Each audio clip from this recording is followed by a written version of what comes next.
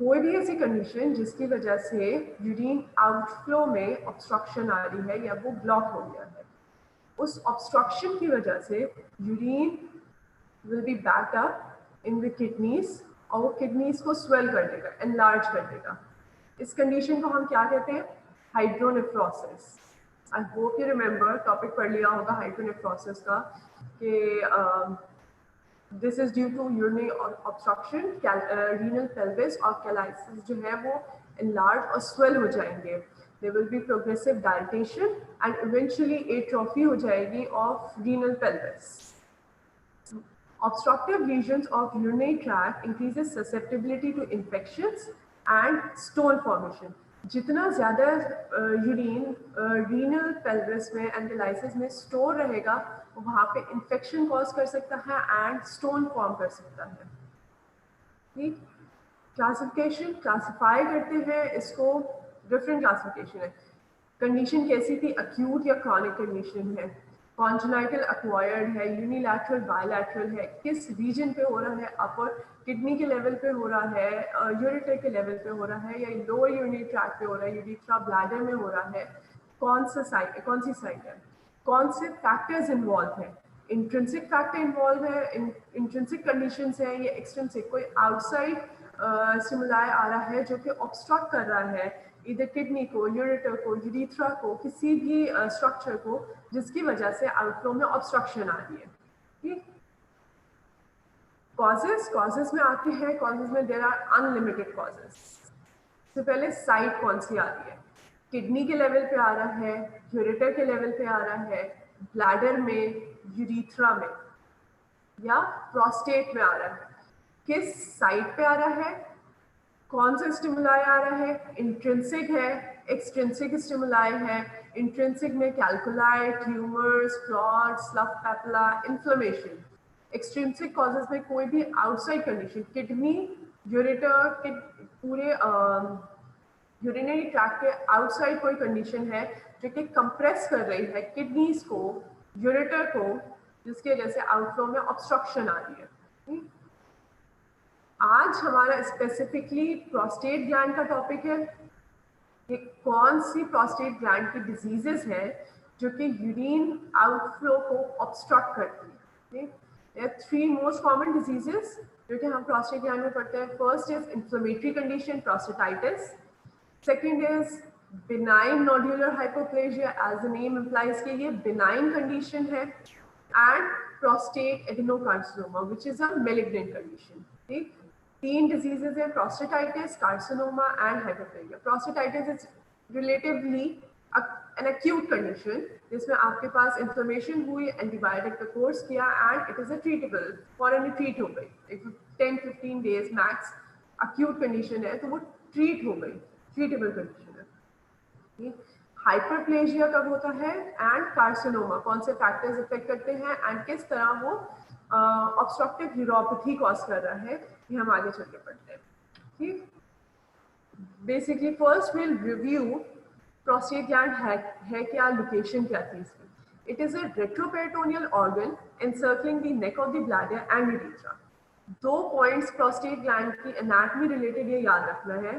First है it is present beneath the base of the bladder, यानी base of the bladder के नीचे, and it is interior to the rectum. Base of bladder, anterior to rectum. In between the prostate gland एक opening होती है, urethra pass हो रहा होता है between the prostate gland।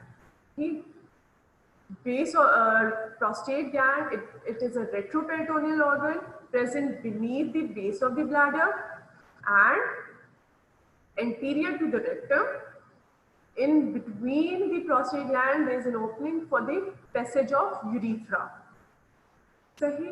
Prostatic, second point is prostatic parenchyma can be divided into 4 biologically and anatomically distinct regions. First is peripheral outer region, peripheral, central, transitional zone which may be urethral zone का region होता है, and the region of the anterior fibromuscular stroma. Fibromuscular stroma is basically dispersed पूरे prostate gland में। It is connective tissue जो कि disperse हुआ होगा इन तीनों जोन्स पे, peripheral, central and transitional zone में। ठीक, hyperplasias arise in the transitional zone, whereas नीचे point रह गए हैं, whereas carcinomas arise in the peripheral zone. Okay, now question time. अगर हम डिजिटल रेक्टल एग्जामिनेशन कर रहे हैं तो हम कौन सा जोन इजीली पैल्पेट कर सकते हैं थ्रू डीआरई? कौन सा जोन पैल्पेट हो जाएगा प्रोस्टेट ग्लैंड का? मैं किसी को भी रैंडमली अनम्यूट कर रही हूँ। Roll number 80।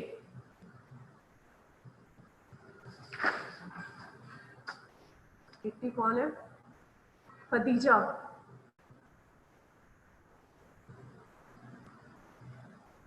Role number 80।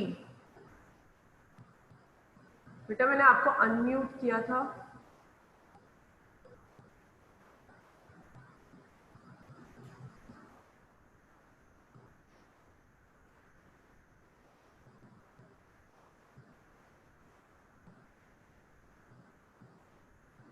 Yes. Farooq. Which zone can be easily palpated through DRE? किसको आता है?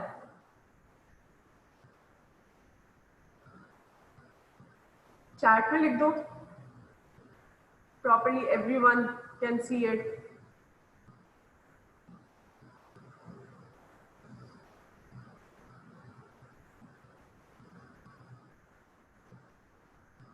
Yes, peripheral zone. Peripheral zone can be easily palpated. Question is, which zone of prostate gland can be easily palpated through digital rectal examination? As you know, prostate gland is present anteriorly to the rectum. Yes, peripheral zone can be easily palpated. अभी तक हमने क्या क्या बातें पढ़ी है? Prostate gland की anatomy is present beneath the base of the bladder, interior to the rectum, in between prostate gland urethra pass हो रहा होता है, and there are three specific zones हैं, peripheral, central and transitional zone, and there is fibromuscular stroma जो कि तीनों zones में disperse हुआ हुआ है. Hyperplasia, benign nodular hyperplasia most commonly arises from the transitional zone, whereas most carcinomas arise from peripheral zone. Okay? This is an illustrated diagram जिसमें बहुत अच्छी तरह समझाया हुआ है. Prostate gland circular gland है, prostate gland beneath the base of the bladder, anterior to rectum. ठीक है? Prostate gland का function क्या होता है? किसी को पता है? चैट में लिख दो. What is the function of prostate gland?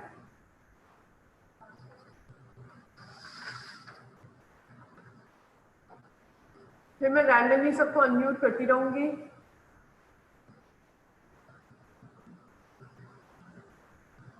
Enzyme secretion adds to the semen.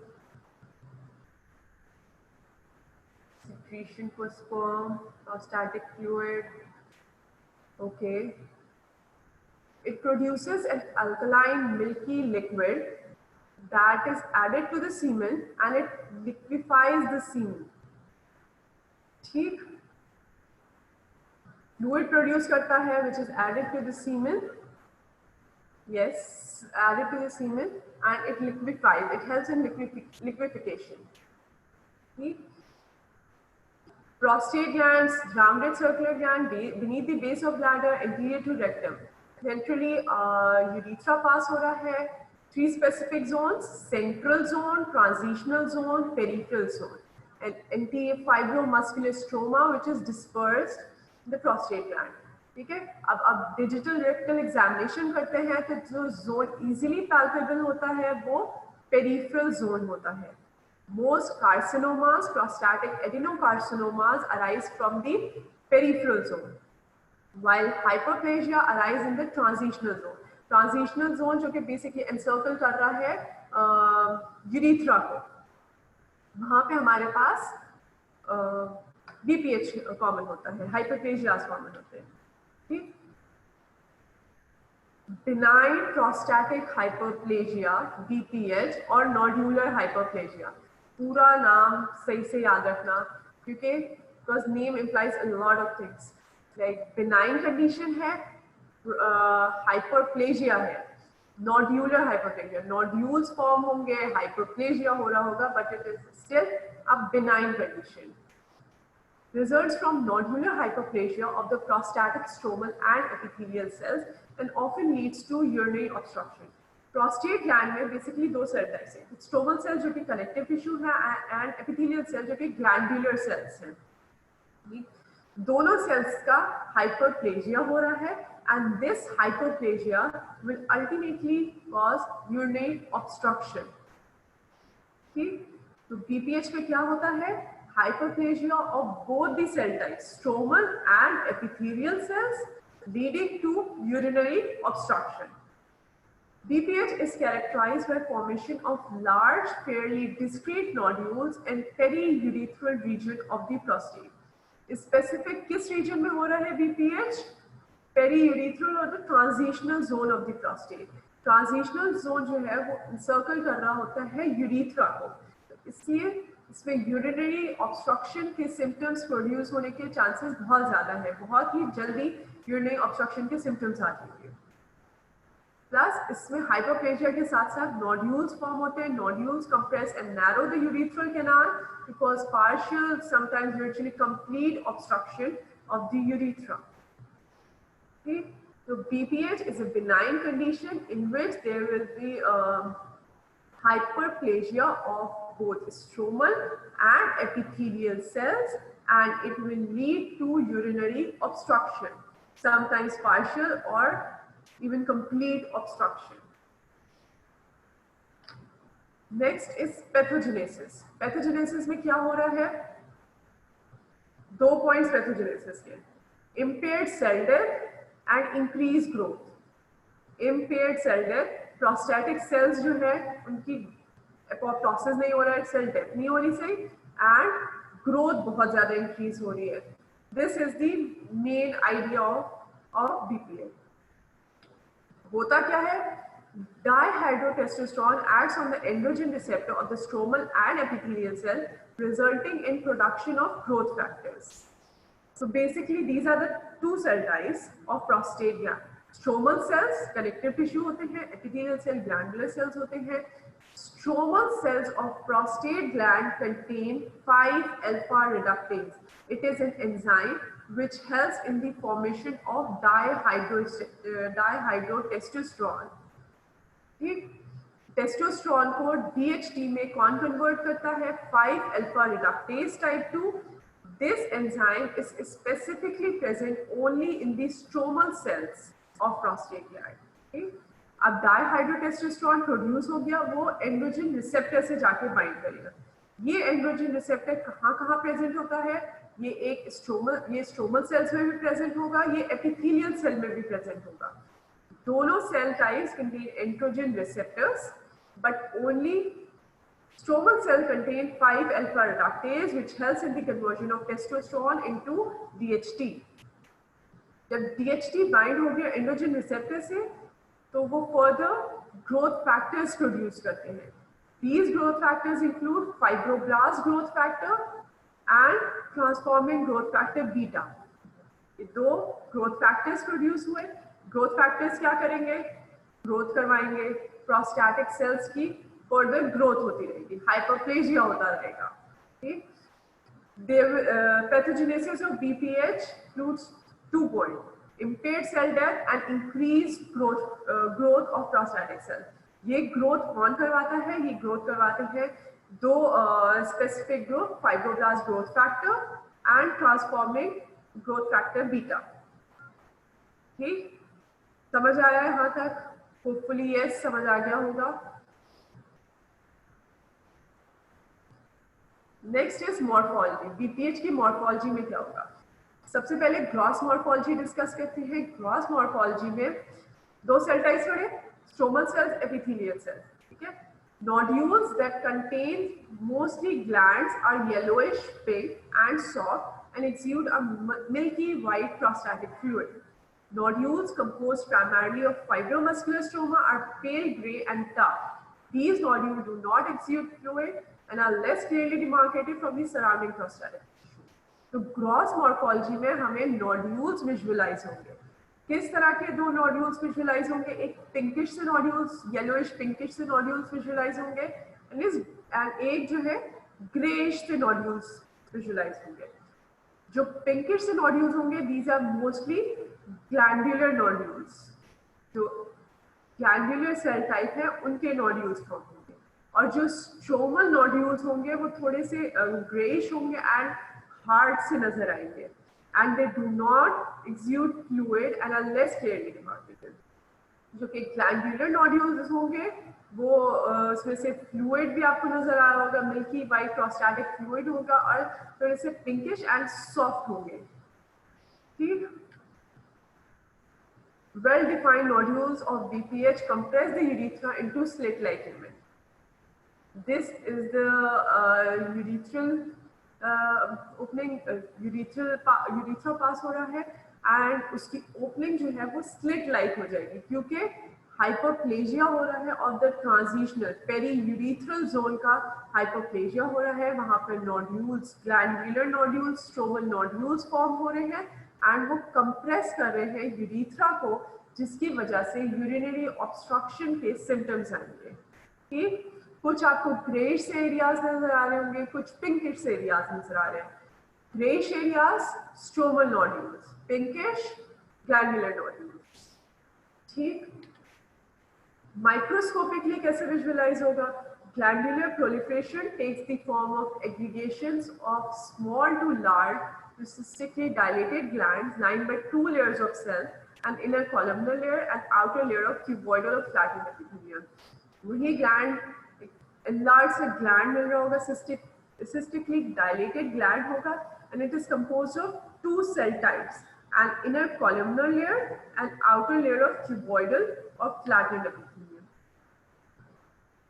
ये nodules visualize हो रहे हैं, इसमें दो cell type होंगी, inner columnar, outer cuboidal layer. ठीक. यहाँ तक समझ आया? BPH की हमने किस रीजन में हो रहा है, यूरिनरी आउटफ्लो के सिम्टम्स आ सकते हैं एंड मॉर्फोलॉजी उसकी कैसी होगी, हमने अभी तक ये डिस्कस किया. Clinical features. ठीक है, यूरिथ्रा को कंप्रेस कर रहा है. अब किस तरह के आउटफ्लो ऑब्स्ट्रक्शन के सिम्टम्स आ सकते हैं? Problems starting and stopping urine stream. impaired bladder emptying होगी with increased risk of impaired bladder emptying होगी, यूरिन बैकअप करेगा वो, there will be increased risk for infection and hydronephrosis. Crippling हो सकती है, hypertrophy of bladder wall, smooth muscle, इसकी वजह से outpouching हो सकती है, bladder diverticular develop हो सकता है. ठीक है, ये outflow की obstruction के symptoms आएंगे इस तरह.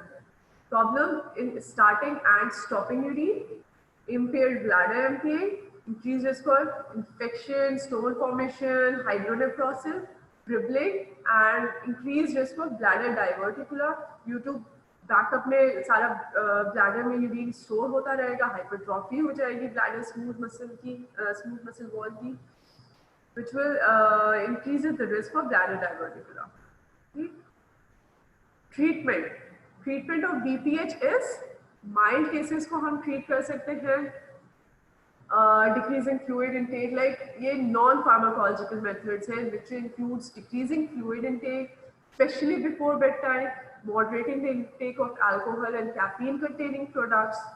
Medical and pharmacological treatment includes alpha blockers, which will decrease the tone of prostatic smooth muscle, while the inhibition of alpha-1 adrenergic receptors and 5-alpha reductase inhibitors. 5-alpha reductase enzyme कहाँ था? Specifically stromal cells में था, जो कि testosterone को dihydrotestosterone में convert कर रहा था और फर्दर ग्रोथ फैक्टर्स प्रोड्यूस करते हैं. तो 5-alpha reductase inhibitors दे सकते हैं and bladder wall prostatic smooth muscle की टोन डिक्रीज करने के लिए हम alpha-1 adrenergic receptors दे सकते हैं, adrenergic receptor blockers दे सकते हैं. ठीक, Gold standard for the diagnosis for the treatment of BPH includes TRP, transurethral resection of prostate. Okay? Treatment of BPH include non-pharmacological, जिसमें आप fluid intake, caffeine intake decrease कर देंगे. Medical treatment include है. Medical treatment में दो drug types included होती हैं. First is alpha-1 adrenergic receptor blocker and second is 5-alpha reductase inhibitors. Gold standard for the treatment of BPH is transurethral resection of prostate. Okay? समझ आया अभी तक? BPH का topic हमने कंप्लीट कर लिया. बीपीएच किस तरह से ऑब्स्ट्रक्टिव यूरोपैथी कॉज कर रहा था. Next is prostate adenocarcinoma. It is the malignant proliferation of prostatic gland. It is the disease of older men between 65 and 75 years of age. Risk factors include age, older age में होगी, race, most common in African American, then Caucasians में होता है, last Asians में होता है, and diet high in saturated fats. ठीक. Gross morphology of prostate adenocarcinoma. अच्छा, एक बात, एडिनोकार्सिनोमा, एडिनो मीन्स ग्लैंड, इसमें सिर्फ ग्लैंडुलर सेल टाइप होते हैं, इसलिए तो स्पेसिफिकली प्रोस्टेट एडिनोकार्सिनोमा कहते हैं. तो इसमें स्क्वामस सेल टाइप नहीं है. प्रोस्टेट एडिनोकार्सिनोमा कौन से जोन में हो रहा था? कार्सिनोमा स्पेसिफिकली पेरिफेरल जोन में हो रहा था. जो पेरीयूरेथ्रल जोन है, कार्निशनल जोन, जहाँ से यूरीथ्रा को एनसर्कल कर रहा होता है, उस जोन को इतना अफेक्ट नहीं करता. ये पेरिफेरल जोन को अफेक्ट करता है, तो it can be enlarge, its enlargement can be palpated through DRE. First point. Second point, urethral lumen देखो, क्या इन्हीं वो इंटैक्ट है, उसकी शेप डिफॉर्म नहीं हुई है. तो ये पेरिफेरल जोन को अफेक्ट करेगा. फिर बहुत ज्यादा एनलार्जमेंट या वाइड स्प्रेड एनलार्जमेंट के बाद जो है वो यूरीथ्रा को कंप्रेस करेगा. तो initially it will be clinically silent. Clinical symptoms क्या आते थे? जैसे बीपीएच में थोड़ी सी भी एनलार्जमेंट होगी, वो यूरीथ्रा को पार्शियली कंप्रेस कर देगा और आउटफ्लो ऑब्स्ट्रक्शन के सिम्टम्स आना शुरू हो जाएंगे. But one point which differs from BPH is prostate adenocarcinoma peripheral zone में होगा. Peripheral zone की enlargement जो है वो बहुत देर में जाके यूरीथ्रा को कंप्रेस करेगा. इस वजह से वो इनिशियल फेज में क्लिनिकली साइलेंट होगा. कोई आउटफ्लो ऑब्स्ट्रक्शन के सिम्टम्स इनिशियली नहीं मिलेंगे. ठीक. Another point, पेरिफेरल रीजन में है तो डिजिटल रेक्टल एग्जाम से it can be easily palpated. ठीक. नॉर्मल प्रोस्टेट हिस्टोलॉजी, वही बात, दो सेल टाइप्स हैं, stromal cell type and glandular cells होते हैं. ठीक. Morphology of prostate adenocarcinoma. Microscopically क्या मिलता है? माइक्रोस्कोपिकली जो स्पेसिफिक यानी हाई पॉइंट्स आपको बताऊं, तो इसमें एनलार्ज सेल मिलेगा. एक enlarge cell with large nuclei containing large nucleoli, बहुत ही लार्ज सा सेल में एक एनलार्ज न्यूक्लियोलाई मिलेगा एंड डार्कली स्टेन्ड साइटोप्लाज्म होगा. ठीक. Like these cells. और बहुत वाइडली स्पेस सेल्स मिलेंगे, जैसे यहाँ नजर आ रहा होगा. ये माइन्यूट प्रोस्टैटिक मेलिग्नेंट सेल्स है प्रोस्टैटिक एडेनोकार्सिनोमा में. इसमें आपको darkly stained nucleoli and cytoplasm मिलेगा और these cells are widely spaced. कोई ओवरक्राउडिंग नहीं नजर आ रही होगी. ठीक. बीपीएच में नोड्यूल्स मिल रहे थे एंड हाइपरप्लेजिया हो रहा था. यहाँ पे there will be less crowding, बहुत widely spaced cells होंगे and with enlarged nuclei and darkly stained cytoplasm. These are the differing points.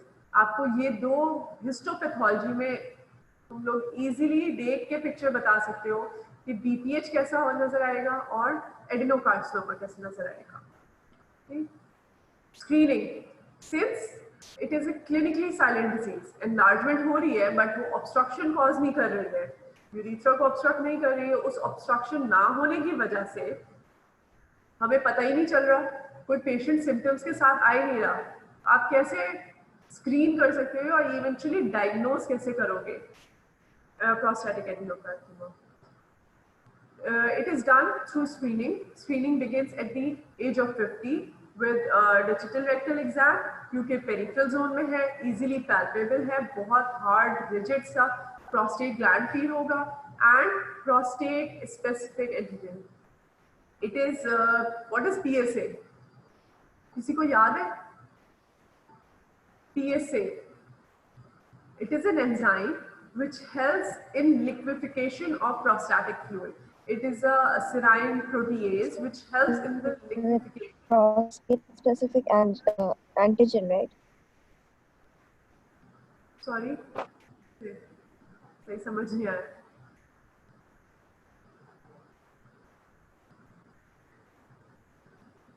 I don't know who unmuted herself or किसी ने कुछ बोला था, मुझे समझ नहीं आया.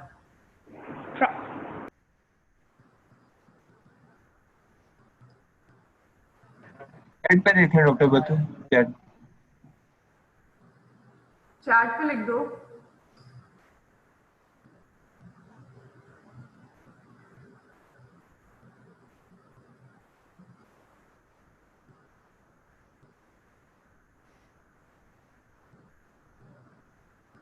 नॉर्मल प्रोस्टेट ग्लैंड जो है, उस प्रोस्टेट स्पेसिफिक एंटीजन के कुछ लेवल्स होते हैं. नॉर्मली 0 to 4 मिलीग्राम पर डेसिलीटर. अगर बीपीएच हो किसी पेशेंट को, तो बीपीएच में prostate specific antigen enzyme levels जो है वो इंक्रीज हो जाते हैं. It is from 4 till 10 milligram पर डेसिलीटर. अगर प्रोस्टेट एडेनोकार्सिनोमा हो रहा है तो PSA level will be highly raised. It will be above 10 milligram per deciliter. ठीक? स्क्रीनिंग कर सकते हैं प्रोस्टेट एडेनोकार्सिनोमा की through DRE and PSA. PSA levels normally हमारे पास होते हैं 0 to 4 and 4 to 10 is occurs during BPH and above 10 is prostate adenocarcinoma. एक और चीज होती है कि प्रोस्टेट एडेनोकार्सिनोमा में जो PSA प्रोड्यूस होता है वो अनबाउंड फॉर्म में होता है, सॉरी बाउंड फॉर्म में प्रोड्यूस होगा, बहुत बाउंड हो जाएगा थ्रू स्पेसिफिक सीरम प्रोटीन्स. तो प्रोस्टेट एडेनोकार्सिनोमा में जब हम PSA लेवल्स चेक करेंगे तो जो फ्री फॉर्म मिलेगी, free form of PSA will be very low. ठीक. Screening begins at 50 with DRE and PSA. PSA levels normal होते हैं 0 to 4, BPH में 4 till 10 होंगे and prostate adenocarcinoma में above 10 होंगे.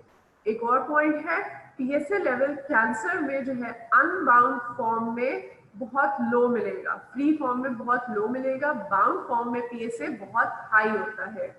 ठीक. Cancer in PSA level will be highly raised in prostate adenocarcinoma, but वो unbound form में बहुत low होगा. Diagnosis is through DRE, prostate specific antigen levels, transrectal ultrasound से आप enlargement को, उसके appearance को observe कर लेंगे, but transrectal biopsy is necessary. ठीक.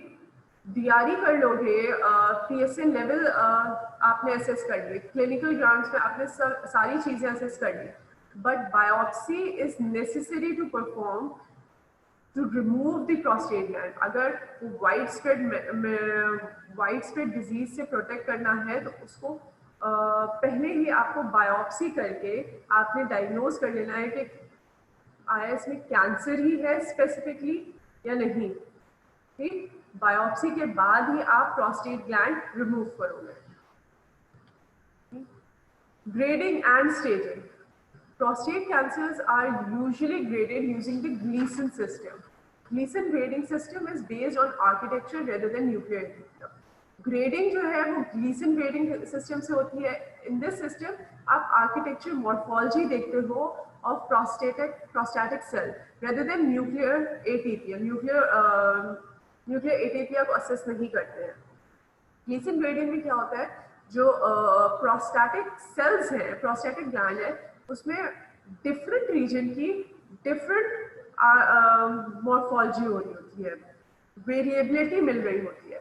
तो हम कोई भी 2-3 रीजन्स को लेते हैं एंड उसको असेस करते हैं, उसको ग्रेड करते हैं एंड उसके ग्रेड को ऐड ऑन करते हैं. Those with high score have worse prognosis और less score होगा तो there will be good prognosis. ठीक. स्टेजिंग करेंगे. स्टेजिंग थ्रू TNM स्टेजिंग, जिसमें extent of T is for extent of primary tumour, N में nodes मिलेंगे एंड M में wide spread metastasis देखते होंगे. ठीक. Grading system is through Gleason grading system which assesses architectural atypia rather than nuclear atypia, while staging is through TNM staging. Metastasis most commonly mets कहाँ पे मिलते हैं, bone में जाता है एंड स्पेसिफिकली लंबर स्पाइन में जाएगा. ठीक. Sometimes patient will present with complaints of low back pain and increased level of ALP and PSA. Treatment for prostate adenocarcinoma localised disease है, स्पेसिफिक रीजन में है तो रेडिकल प्रोस्टेक्टोमी कर सकते हैं. एडवांस डिजीज है तो हम हार्मोनल थेरेपी से सप्रेस कर सकते हैं कि वो प्रोस्टेट ग्लैंड जो है उसमें cells to decrease its ability of prostate gland to thrive. इसमें हमारे पास 2 मेडिकल ट्रीटमेंट आती है. GnRH एनालॉग देंगे एंड एंड्रोजन रिसेप्टर इनहिबिटर देंगे which basically inhibits the growth and helps in cell death.